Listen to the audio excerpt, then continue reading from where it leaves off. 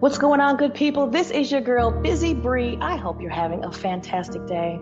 So far, we have another special show. It's part 2 of Dr. Elaine Schott, straight out of Grand Rapids, Michigan, from Rags to Riches interview. I hope you are all tuned in to this interview and how she was able to elevate herself through education in spite of segregation. Lovie D is on with her right now. Without further ado, I'm turning over the mic to Miss Lovie D and Dr. Elaine Schott. Thank you so much, Bree. It's great to be back. Another episode with the amazing Dr. Elaine Schott on 97.3 FM, The Heat. So I think we're going to have a little bit we're going to put a little heat on it today, Doc. I think we can make it a little hot. A little sizzle. But we're going to kind of recap what we did when we had you on previously, just talking about your kind of rags to riches and your education, leaving from the East Coast, coming over to Michigan, and a few other stops along the way. So we're going to kind of recap that, but we also want to start now. We're going to recap that in a little bit, but I want to pick up on right now. So in 1987, you were at Green Valley State University School of Social Work as Director of Field of Education to develop the Field Education Program. Yes. You later served as Director of the Masters of Social Work Program and Director of the School of Social Work. Can you tell us a little bit about that? Because there was a lot of social work going on there, a lot of social work. Sure. Well, first of all, my undergraduate degree was in sociology, social work, and psychology. Okay. And I moved from Virginia to Ohio to go to undergrad school. And then from Ohio to Michigan once I graduated. And so when I graduated, I moved to Grand Valley. Not to Grand Valley, to Grand Rapids. Okay. And was eventually hired at Grand Valley State University after practicing for 20 plus years. Oh, God. In the did public. Did you have children in mix? I did, but not right away. You have to make children, Doc. Yeah. Not right away, Okay. And I got a sort of a late start too, because my kids, I didn't start having kids till I was close to 30. Oh, okay. And so, but they came along and they enriched my life tremendously. And you were able to put all these social work skills to use as a parent, right? I did, but it got to the point my kids would say, "Oh my gosh, she's gone to another conference. Watch out." Oh gosh. We're going to come on with something new, right? Come on with something new. Conferences, we want to talk a little bit more about too. It's in 2001, you were selected as Grand Valley's Pew Teaching and Learning Center's Teacher of the Year for 2000 and 2001 academic year. Yes. Like, bravo. Like, you blew it with the great surprise. Yeah. When I came to Grand Valley in the School of Social Work, I was brought there to develop the field education program for the School of Social Work. So that was undergraduate and graduate. And of course, we had to also do teaching. Okay. And so I was surprised when I got the award, but I was pleased as well. You were surprised, but it was well deserved, though, right? I think so. Okay. Pat yourself on the back, Doc. We're looking at all these accomplishments that you made, even from our first segment with you, just all the accomplishments and all the hurdles and barriers and speed bumps that you had to endure just to get to these awards. So they were well deserved. Thank you. Deserved. So was there any point along the journey of getting to this 2001 to 2000 academic year Teacher of the Year award? Was there anywhere along the way that you thought you may want to give up on this part of your life, as far as the academics and the continually going to school? Did you ever feel like, okay, I've done enough? I never did at that point. I mean, and I'm thinking, I don't believe I ever thought about giving up. Okay.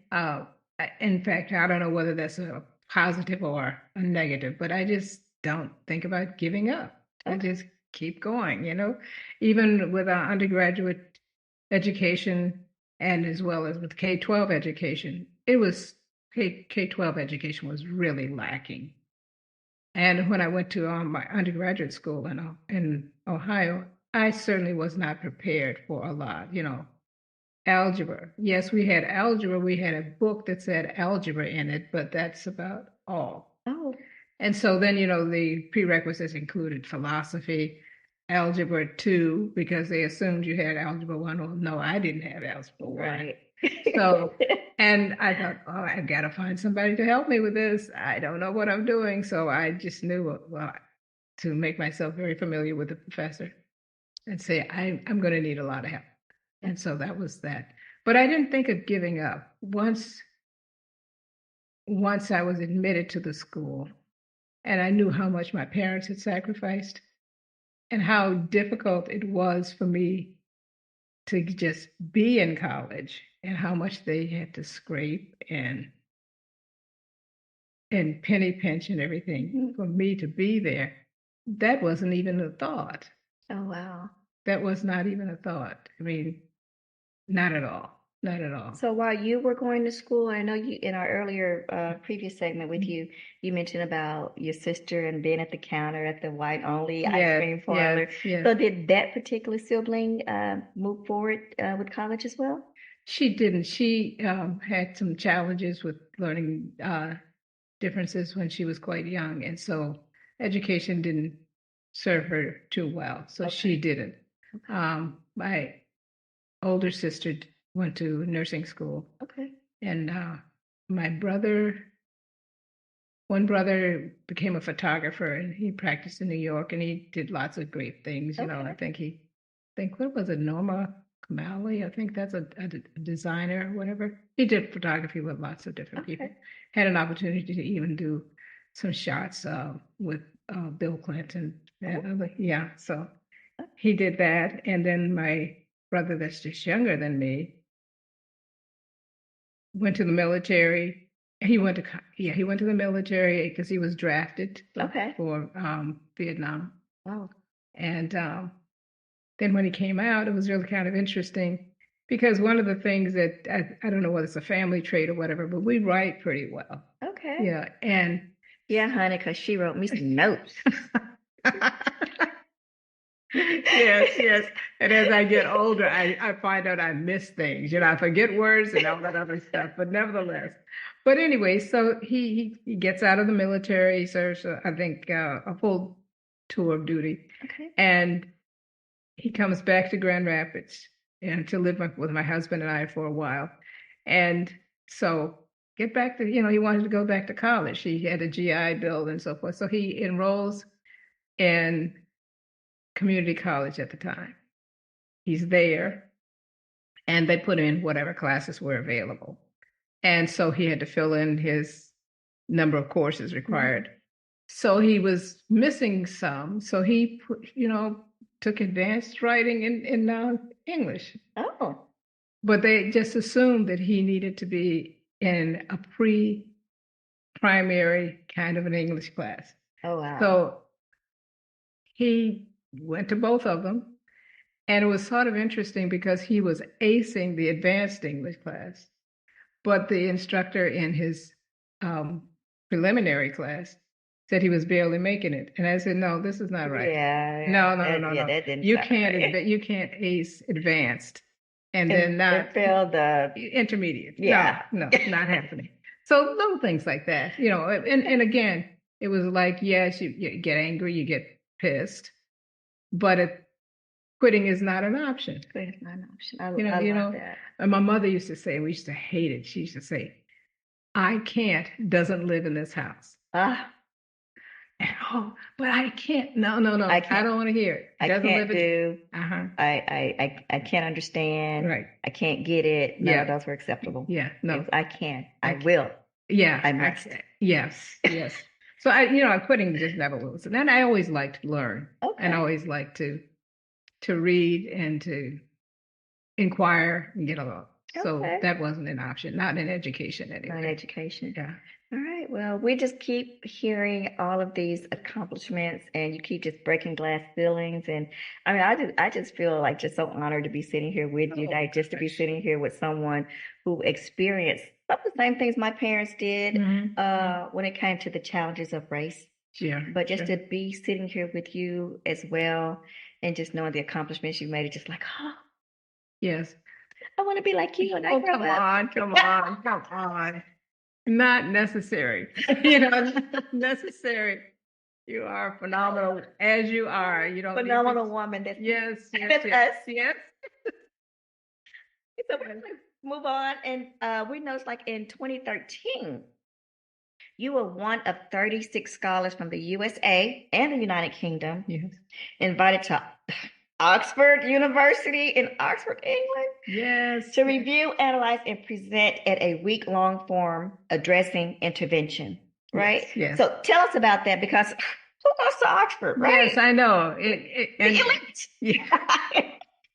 Well, I'll have to tell you those cramped, tiny quarters, it felt nothing like elite. Oh, so Oxford wasn't like that elite. No, Okay. no. And it was kind of humbling. You're in buildings that were, some of them completed in the 14th, 15th Yeah. century. So that was, and of course, it's not going to be elite. No upgrades, no modernization. Not much. It was a thing to go to realize that you had the commode in the same place that you had the shower, and when you wanted to take a shower, you had to have the shower make the whole bathroom completely wet and everything. Oh my God. And when I've always heard of Oxford University, I've always thought like, oh my God. Yes. Oxford. Yes. So did I. Till you got there. Tell us about it. Give us and the listeners a little bit of insight on Oxford, if you can. Sure, I will. The forum was for people who had done research with at-risk youth. Okay. And the purpose was to take a look at different pieces of research. Some people did presentations. Some people just analyzed the research that other people had done. My role was predominantly to analyze the research of others. Okay. And we had a forum, and we discussed and looked at treatment strategies and best practices for at-risk youth. Okay. The approach was to not look at the youth as the problem, but look at the problem as something we had not yet figured out. Okay. When I say we, I mean practitioners, okay, researchers, clinicians, and that sort of thing. Okay. So that was a very interesting experience. And people from clearly all over the United States were there, and from the UK. Okay. So that was a very interesting experience. Okay. Well, on a funny note, was it interesting or was it difficult to deal with the British accents while you were there? Oh. Like, do they make, or is it Australian? Yes. I remember one time there were missing teeth. Yes, I didn't understand that tea thing. Okay. And one of the things that was really interesting is people there didn't eat as much as Americans eat. Yeah. And so you had tiny sandwiches, and you had a meal, but small portions, the way we probably should be eating. Yeah, because our place be overflowing. Yes, over here in the US. Yes, and so that was interesting. And I remember in one lecture, they were talking about something. They said clavicle. And I'm thinking, what clavicle? How does clavicle, like fit the into clavicle of the? Well, but that's what they were referring to. But they were saying cervical. And it was like, I'm trying to figure out what is cervical. And I was like, it was like 3/4 in. Oh, and I almost said out loud, oh, you clavicle. And I had to really hold my breath and hope that I didn't say it too loudly. But yes, the accent was interesting. The British accent. Yes. And different foods like bubbles and squeak. Bubbles and squeak. Yes, that's a breakfast food. And it's beans and cabbage. For breakfast? Yes. Bubbles and squeak. And of course, both of them create bubbles. And squeaks. My God, this is so hilarious. I'm going to start telling my grandchildren when they're going to serve them, like, you want bubbles and squeak? Yeah. And, it was like, baked beans for breakfast? And cabbage. One thing that I used to watch some of the British TV, and they would make these little cucumber sandwiches. Yes. Did you try those? Yes. How were they? they're nice. They're nice. There was something else called a pork pie, and I thought, oh, that's going to be kind of nice and tasty. How was it? And it was like a little cupcake muffin. Okay. And I ordered one, and my taste buds are getting all worked up, and I'm thinking it's gonna. It just tasted like lard and cornmeal in a muffin tin. So Oxford wasn't what I was expected to be. No, it took a while for us to find a nice, tasty restaurant, but that was very interesting. But the total purpose of being at Oxford for the at-risk youth yes. did at least come to fruition, and it went well, right? Yes, it did. It did. It was a little colder there than I had expected, but it did go well. So were you married at that time? Or yes. How did hubby adjust? Was he there with you? Or no? Okay. No. Well, how did he adjust you being away? It was sort of like, well, his work sometimes took him away, and the assumption is, well, if the male has to go away, that's so cool. That's cool. You don't ever think about it, and I think, okay, well, what's fair for the goose is fair for the gander. Okay. And so, he didn't have any objections. At least he didn't voice any to me. Now, if he had some, I don't know about them. And I wouldn't. Well, he wasn't probably gonna say too much. He didn't want to lose the beautiful Dr. Elaine Schott, so he wasn't gonna say too much if he did feel some type of way. But anyway, you sound like you were a bit headstrong, like you were a bit I am woman. I think probably so. Yeah. Yeah. Who ran the house? Yeah. Who ran the house? Oh, I guess he did at least. Yeah. You let him run the house? Is that how you want to work? You let him run the house? Yes, I followed my mother's example. So mom ran the house? Yes. So that means you ran the house? You put all those social work skills to work. It's funny. Yeah, and I can separate the two because at work I'm one person, and at home I'm another. And I did pay attention to that whole notion of being a good wife and filling the roles and so forth. So I played. I didn't play the role, but I fulfilled the role. Okay. Of traditionally how women were in the 60s, 70s, 80s. Okay. So you had a good work-life balance. Yes. Okay. Yes. So at this time, were the children involved when you were in Oxford? Yes, they were. So he was left to play daddy. Yes. And he was very supportive in terms of my education and everything, because when I went to the University of Michigan to work on my master's degree, I would leave home at 4 a.m. to make it down to my 8 o'clock class. Okay. And we had a little tiny Honda Civic. One car? Yes. Okay. Yes. And it was 2 cars, but that's the one that I would drive because it got the most mileage. And one morning, as I was speeding down the highway, going like 85 miles per hour, it always hit me, wait a minute, if anything happened, there's nobody else on this highway with me, so they wouldn't even find me. You'd be lost for a minute. Yeah. So, but Ron was very, very, very supportive in terms of that, and sometimes he would bring the kids down when I needed to study in the library, and they enjoyed coming to the university library with me and being in that environment. Okay, I'm gonna have you pause on that thought because Yes. I want to hear this story of how she balanced work life and kids and a husband and all of that. Yes. So we're gonna take a quick break, guys, and we're gonna be right back with Dr. Elaine Schott. Be right back. 97.3 FM would like to thank our sponsor, Great Giant Supermarket, for their support. Great Giant Supermarket is located at 1226 Madison Ave Southeast on the corner of Hall Street and Madison Avenue. Great Giant Supermarket has helped stabilize the Southeast Side Madison Square Commercial District by providing food security and access for local residents, and our community greatly appreciate their commitment. Great Giant Supermarket provides groceries, meats, hot food to go deli, and a full line of beverages including liquor. Great Giant Supermarket's meat department has just been remodeled and now have more meat selections available. Thank you, Great Giant Supermarket. Be sure to tune in Monday, March 4th at 11 a.m. for a special interview with the lovely Yvette Hernandez, the very first Hispanic Miss Rhode Island, USA. A powerful interview with perseverance, strength, and beating the odds, only on Busy Breeze Hot Topics. Support for the Heat. 97.3 FM comes from Grand Rapids Community College, Tassel M-Tech. Start your career in healthcare.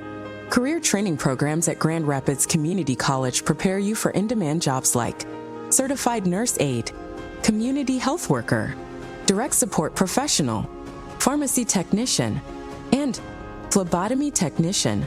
Financial aid assistance is provided to eligible students to complete their studies. For more details, go to grcc.edu/healthcare. Hey guys, this is your girl Bree with Busy Breeze Hot Topics. I hope you've been tuning in every Monday, Wednesday, and Friday at 11 a.m. Eastern Standard Time, where me and my friends Lovie D and Jennifer Real 100 bring you the best in interviews, hot topics, entertainment news, and much, much more. If you can't be anywhere else, then be at Busy Breeze. We'll brighten up your day and make it just a little bit lighter.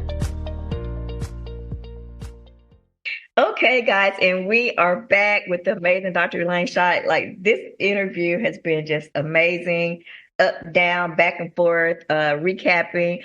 And before we get started, we want to make a correction from the last previous segment with Dr. Schott. The website was misquoted. So the website for the Sojourner Truth Foundation is actually descendantsofthetruth.com. Okay, descendantsofthetruth.com. And we'll give it to you guys again before we end today's show.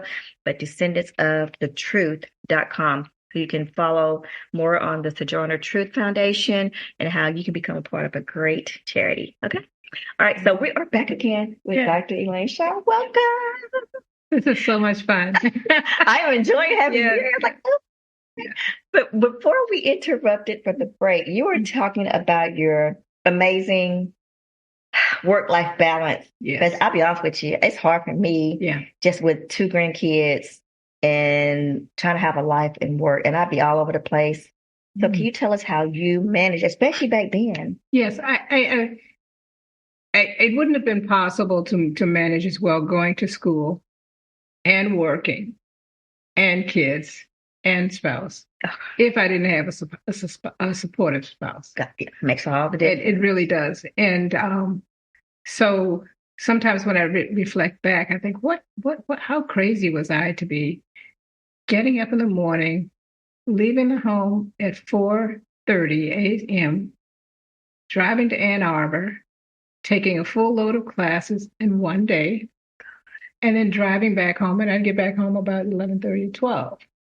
At night? At night. So you were gone literally all day. And then I would get up and go to work the next day. So I don't know how, and then I'm thinking, nobody would do that. There's something maybe sort of twisted. Just thinking about it making me tired. Yeah. But, I was younger and I didn't, what is the saying? God takes care of fools and babies. So which one were you at the time?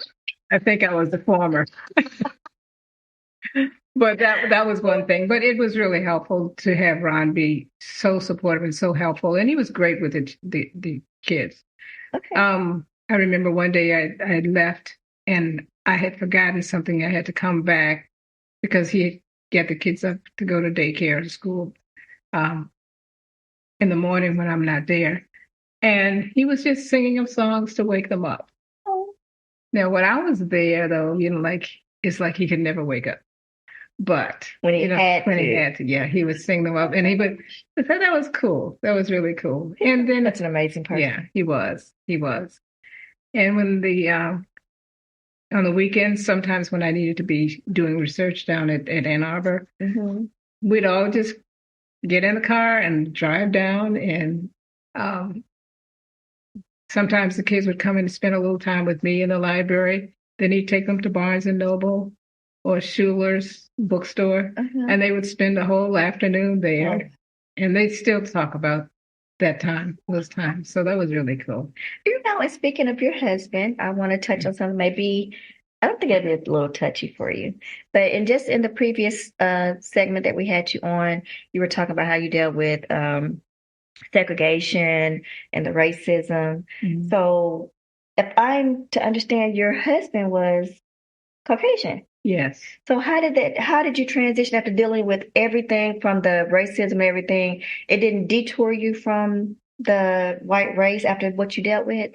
It's interesting that you would ask that, because one of the things that happened in my life, and also research supports it, is that many times when people who are marginalized are faced with biases, prejudice, racism, otherness, they don't take it quite so personally. They don't internalize it, because you don't quite know, well, am I being overlooked because I stammer? Am I being overlooked because I've got a disability? Am I being overlooked because of my skin, my gender, whatever? Mm-hmm. And so, because you don't know, you said, well, you don't know, so you don't take it internally. You don't absorb it quite so much. You don't internalize it. They refer to it in the research as internal and externalization. And so you don't do that so much. And so, sure, people were racist and hostile and all of that nonsense, but that was them. Gotcha. That did not frame our mind and many people of color. They didn't frame their reference points for themselves. You didn't put that whole race in that same category of those who had mistreated you when you were on the East Coast. Mm-hmm. You did not let that dictate how you were going to treat all people of that race. No, and then maybe that's why I had blinders on to some degree, because then I was thinking, well, okay, they're the fools, not me. Mm-hmm. That's not me. I don't know. I was offended, mm-hmm. and I knew, we all knew that if they said certain things and words and so forth, when we were able, they would be fist flying. Okay. If they weren't so much too big, and yeah. and it was, but otherwise it's like you sort of like ignore it. It's like just block it out.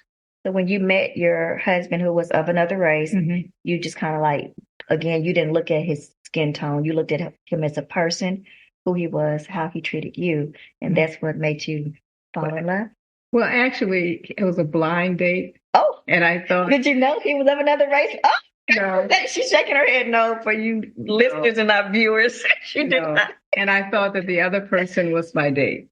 And the other person was of color. It was a color. It was a black man. I thought he was my date. But was this your white or Caucasian roommate or friend that you had? No, it was after I moved to Grand Valley. Okay. I mean to Grand Rapids. I keep saying Grand Rapids. Yeah, to Grand Rapids. Okay. Yes. And so, yeah. So, and I remember thinking, well, he's a little bit more boisterous and loud than I'm accustomed to, but oh goodness. And it's okay, and as time went on, as he, not my husband, but as the other fellow became more outspoken. And again, I'm a little bit more reserved. Then I say, oh, goodness, I'm so glad there's nobody that I know here in Michigan, because they would not know how to handle this. But anyway, after we spent the day, we had actually gone down to Michigan State to go to a football game and couldn't get tickets and so forth. So we just went around East Lansing and in the area for the day and poked around. And I thought, wait a minute now, this guy has paid for everything for the last 3 times. Maybe that's my date. So that's how it started, and that's so. And the rest is history. The rest is history. Yeah. Wow. Yeah. And how long were you guys married? Oh gosh, 40-some years. Oh wow. Yeah. Wow. Yeah. And he died in 2008. Okay. You guys were still in Michigan at that time? Yes. Okay. Yes. Okay. Yeah. And his family did not take to the arrangement. So I want to hear about that, like just like on the Jeffersons. Mm-hmm. I love that's one of my favorite shows with Tom and Helen Willis. Yeah. So did you guys ever have to deal with the the name calling, the racism of being out together as an interracial couple. Did you guys ever have to deal with that being in Michigan? Sure. Okay. So there weren't a lot of interracial couples in Michigan at that time either? There probably were, but in Grand Rapids, not so much. But then there were quite a few. Okay. And it's interesting because it's a rather conservative area, but at that particular time, despite the conservatism, there per capita, the number of people number of interracial couples or intercultural couples was high per capita even then. And certainly the number of children who were born of mixed parentage, African and European ancestry, was higher per capita than most places in the United States, despite the conservatism and despite the fact that it was really still quite frowned upon. Okay. Did your children ever have to deal with anything with being biracial children? Did they deal with racism or backlash of interracial parents? And if so, how did they deal with it? How did you guys deal with it as parents? When we always told them, like our oldest, we always told them that no matter what anybody says, you're Black. There's no biracial, other. No. Yeah. No. This is what you are. So do you think that... And I hope it didn't damage them too much. So do you think that, I guess at some point, and it's just a broad statement, that people have always said, even if you got a tinge of Black in you, that you're considered just to be Black, not anything other. They don't acknowledge any other part of your ethnicity or whatever. You're just Black. Well, my reality and my husband's reality was no matter whether you believe that you can be identified by one drop or half a drop or whatever, society is going to treat you as Black. You are Black. And no matter what else, when you guys get old enough or you want to change some things, that's up to you. But this is how you're going to be looked upon. They're not going to look upon you as somebody who has a drop or two drops or whatever. Our daughter is not mixed race, mixed ancestry, other than what happens naturally, But my son is. And so it's like, that's how we always took it. And we had friends, very friends, who didn't follow that same premise. Okay. They would say that their kids were half Caucasian, half. They wanted the acknowledgement of both races. Yes. And I know maybe selfishly, I just figured, no, I'm sorry. Look in the mirror, look at your mother, and look at what society is. And what society's going to treat you, because that's what you'll be viewed as, and that's how you'll be treated. And you need to have some sort of armor to be able to combat that nonsense. Okay. So as you and your husband as a unit, husband and wife, how did you guys, I guess, protect your children from it other than just the conversation of understanding people's ignorance? Not everyone's going to understand or accept. How did you guys address it with your children so they were able to cope with that time and with their identity? Well, certainly other people's ignorance, but at the same time, not minimizing the fact that it's painful. And, we love you, and, your grandparents love you, at least their maternal grandparents did. And so for them, forget them. So did the paternal grandparents ever make your children, I know you said they weren't really accepting of you, did they ever make your children feel like they were not accepted or welcomed? Actually, the direct paternal grandparents, grandmother and grandfather, never met them. Oh, wow. And they chose not to. Yes. And we didn't want them to. If that's how you feel, stay away. Don't worry. They're lost. Yeah. It wasn't until my husband's father died, when my son was 20, that he even met his grandmother. Oh, wow. And was it at the funeral? It was at the, yeah. Oh, yeah. Wow. And that was because in her time, she was not going to go against her husband. And so that was it. But then after that, that's when she reconciled and, then reached out again to engage with her son. Okay. And she used to apologize to me. And I said, you don't need to apologize to me. I'm not the aggrieved person. It's your son, not me. Because I was, no matter what color I was, I was sort of like an appendage to their family. Yeah. Yeah. So I'm not somebody who's worried about it. You're not offending me, because in my mind, I'm not entertaining that. Yeah. Because at the end of the day, they didn't win. Love conquered all. Yeah.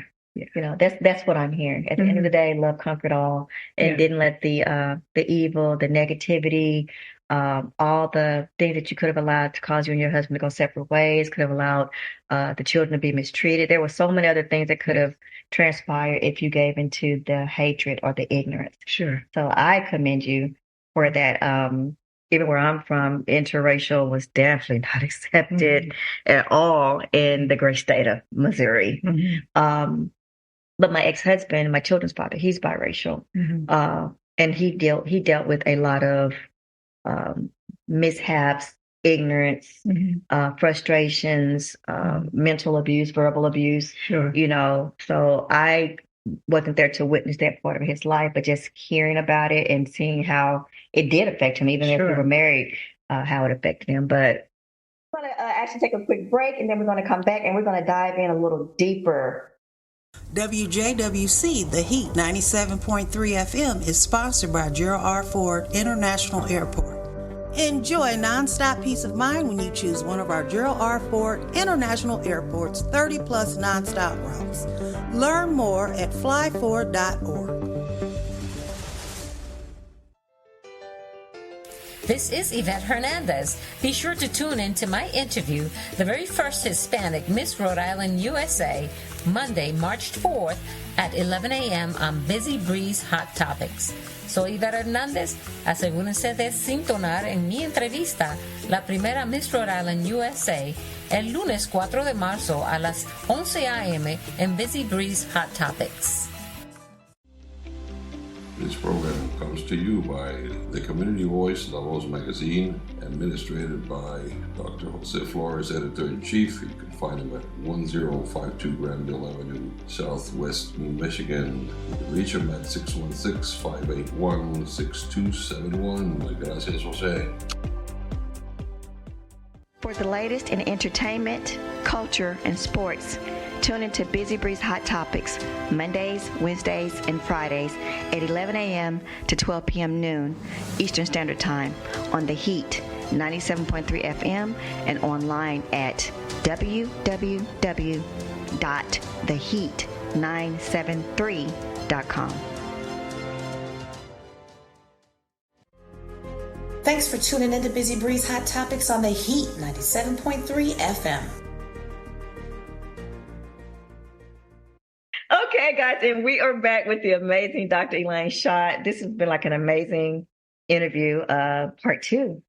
Yeah. So we're so grateful to have you back. As we were going to the last break, I was just kind of mentioning about just what my ex-husband had been through being biracial, and just that you were giving us some insight on how you and your husband, being an interracial couple, dealt with even the racism with you guys, with the children. So, I mean, it sounds like you guys had a handle on, like I said, it sounded like love conquered all. Yeah, it was, and we were, because we were an interracial couple, I think we probably spent more time thinking about and examining things than we would have done if our partners had not been of a different race and culture. Okay. Because that there are pitfalls, that there is going to be more difficult and obstacles and so forth. And sometimes with the children too. I remember somebody asked, well, how do you manage it with, children and, having children of mixed race and so forth? I said, look, I've got toddlers, preschoolers, 2 of them. I've got a job. I've got a husband. I don't have time to think about what other people are thinking about. I really don't. And many times I'm sure people were making comments or saying things, and I didn't notice it because I'm trying to keep up with the kids. I'm trying to make sure that nobody's diaper needs to be changed, and You had a You know, life. yes. And so, and I didn't have time for it, you know. With you getting to the point of your life of all of your amazing accomplishments with your education, with Grand Valley State University, your social work accomplishments, going to Oxford, Yes. all those accomplishments, do you feel like as you were growing up as a child, was it Virginia? Yes. And dealing with the segregation, the racism, do you feel like if you hadn't gone through that, you wouldn't have been as prepared for the life that God was handing you at that time when you were now at Grand Valley State, married, kids, education? Do you feel like that was all preparing you for that time, what you went through as a child? Probably so. Because I remember thinking, because I grew up in such a small town, I hope that I learned more and I want to know more. And I did retreat myself into, books and reading and so forth. Because, there was bullying and that sort of nonsense when you're kids, especially if you're a little brainiac, So you're a brainiac. You're a nerd. Yes, most definitely, and bringing up strange little factors. And they used to call me the walking encyclopedia. Guys, she has a huge book right here. Yeah. She has a huge book right here for an interview. Oh gosh, yes. I had to revisit some things in my dissertation and some research factors and so forth.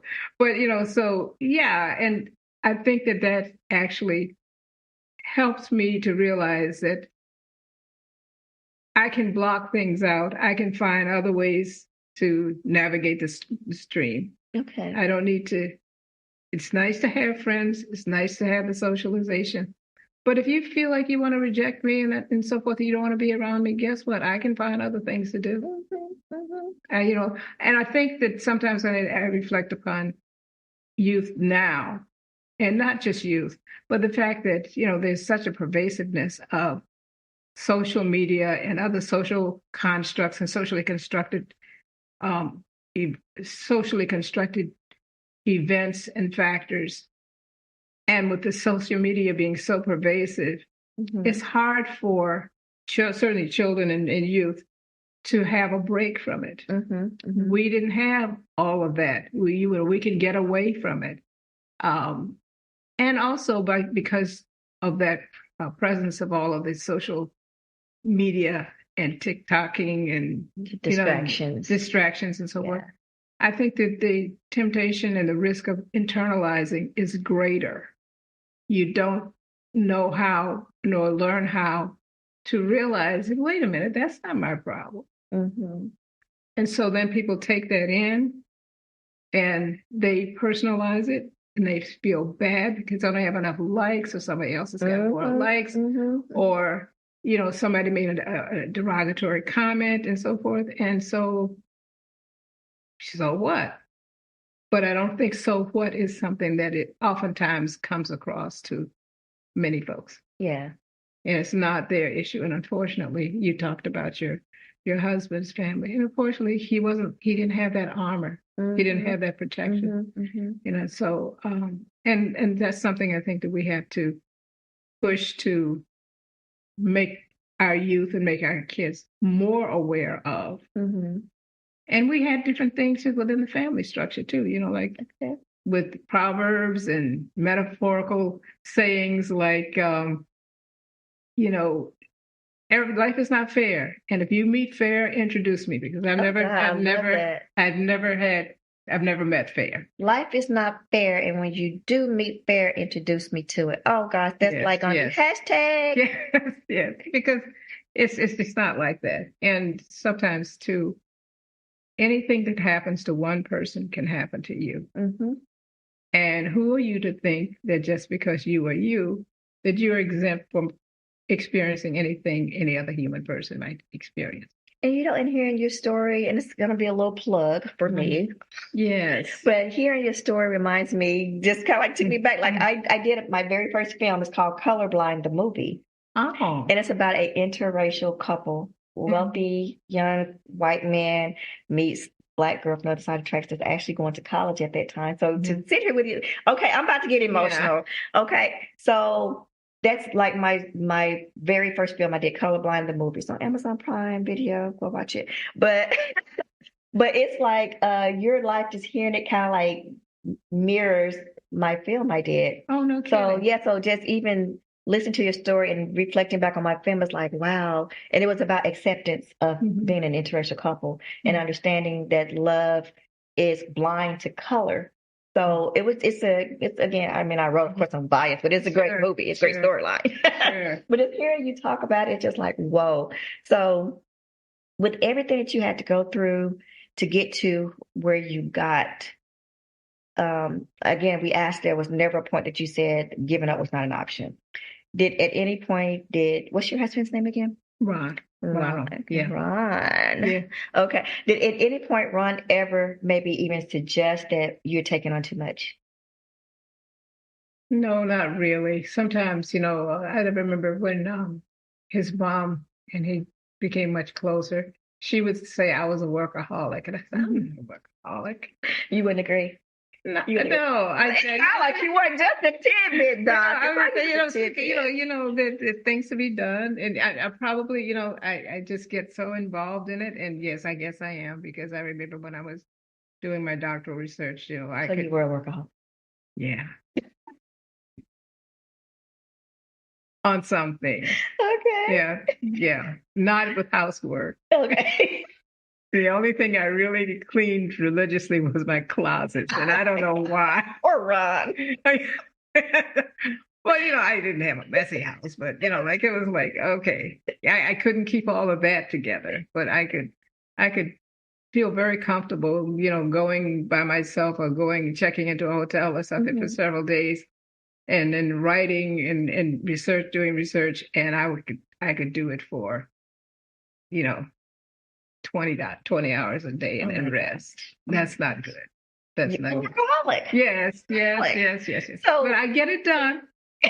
Eventually. I get it done, So my next question is, because I know in our previous segment that we had you on, you mentioned about how your dad was pretty much blackballed in his field of work, and they ended up moving away, right? And they left you with your grandparents. Yes. Were your parents ever blessed enough to see your accomplishments? Yes and no. My dad knew that I was working on my doctorate degree. Okay. He knew that, but he died before I was done. Okay. Suddenly, without, we weren't expecting. Were they still out east? Yes. Okay. Yes. And my mother died when, let's see, I think I had finished my master's degree, so she knew that. Okay. I'm trying to remember, did she know?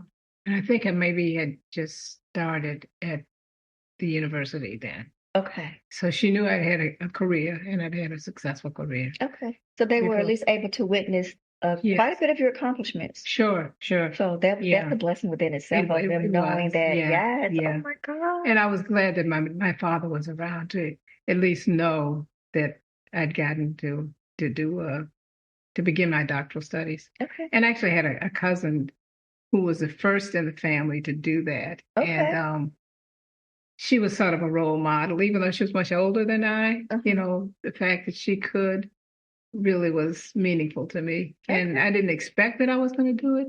But then when the opportunity arose, I couldn't turn it down. Would you say that you have a true rags to riches story? Not so much, I guess, monetarily, but with knowledge.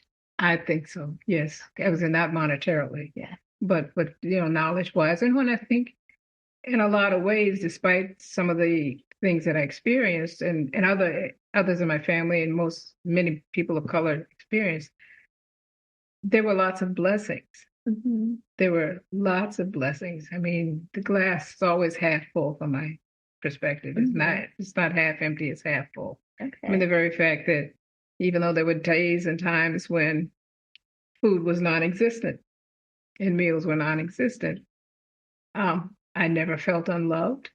I wasn't abused. None of my siblings were. And we had a roof over our heads. Mm-hmm. There might be holes and so forth in them now and then, but that was not a deficit experience. And so I always felt safe, even though I'm sure that their surroundings were always safe. Yeah. But my family was able to make sure that I felt safe. And it's like they empowered me. I hate to use the word empower, so I don't overuse, but to know that I can't live here. I can't. Just keep at it. Keep doing it. My grandmother used to say, remember, and I say it sometimes even now, whether a job is big or small, do it well or not at all. You are just giving me all these little nuggets, okay? Yes. Like all these little hashtags that I got to make sure that I put on today's show. So, Doc, we're going to come up on the end of our segment, part 2, with the amazing Dr. Elaine Schott, True Rags to Riches when it comes to knowledge. And you have an amazing story. I really want to do a documentary or a short film on you. Gosh. But we'll talk about that later. Okay. However, again, guys, we're here with the amazing Dr. Elaine Schott, who, again, Doc, you want to give them the website and let them know, again, real quickly, what you do with the Sojourner Truth Foundation, just real quickly. Okay.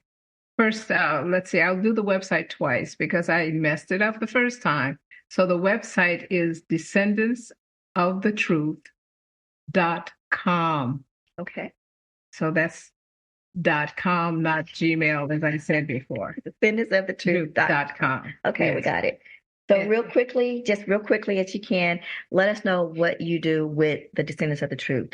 With the Descendants of the Truth, as they're looking for different pieces of research to verify or to promote or to develop the mission and what they're wanting to do, then I will do research in terms of looking to see whether or not there are other models and best practice models or other suggestions that might be helpful in that venue. And also in terms of just seeing what can be done, what is done, what knowledge exists there, and actually whatever they need me to do. Okay. So when it comes to research and, literature reviews and that sort of thing, I can do that pretty good. Okay. Well, just don't give me analytical, statistical research. We got it. Yes. So this has been our very first Sojourner Truth Spotlight, and it has been amazing. It was such an amazing show that we had to do it in 2 parts with the amazing Dr. Elaine Schott. So again, this was our very first Sojourner Truth Spotlight. I don't think we could have got a better person to kick the door open on the Sojourner Truth Spotlight on this part of the Busy Breeze Hot Topic. So Doc, we are so honored to have had you here. I've been honored to sit next to you for the last 2 shows. Oh, I got 2 hours with the Doc. Okay. So again, guys, that website is descendantsofThetruth.com. You can go on there. You can see all the amazing things they got going on with the Sojourner Truth Foundation. And we're going to have some great shows coming up with you, even more for the Sojourner Truth Spotlight. So stay tuned, and I'm going to get ready to turn this over to Busy Bree. We're going to take a quick break. And again, Doc, thank you so much for joining us. Thank you. We'll be right back. Thanks for tuning in to Busy Breeze Hot Topics on the Heat 97.3 FM. Funding for 97.3 FM is provided in part by La Familia Stop and Shop, located at 1066 Cesar E. Chavez Avenue Southwest, providing groceries, convenience, and libations to local community. Be sure to tune in Monday, March 4th at 11 a.m. for a special interview with the lovely Yvette Hernandez, the very first Hispanic Miss Rhode Island, USA. A powerful interview with perseverance, strength, and beating the odds, only on Busy Breeze Hot Topics. Hey guys, this is your girl Bree with Busy Breeze Hot Topics. I hope you've been tuning in every Monday, Wednesday, and Friday at 11 a.m. Eastern Standard Time, where me and my friends Lovie D and Jennifer Real 100 bring you the best in interviews, hot topics, entertainment news, and much, much more. If you can't be anywhere else, then be at Busy Breeze. We brighten up your day and make it just a little bit lighter. All right, you guys, we are back. Excellent interview, Lovie. Oh my God, I'm in tears a little bit. I'm not gonna lie. And I have a little chills. I hope that Dr. Elaine Schott's life and triumphant story was inspiring to you in some way. Remember, sky is the limit as long as you recognize your true and authentic potential. Never give up. Never yield. Be blessed and keep tuning into Busy Bree's Hot Topics. You guys, we are about to bring many more interviews your way. So until next time, this is Bree signing out.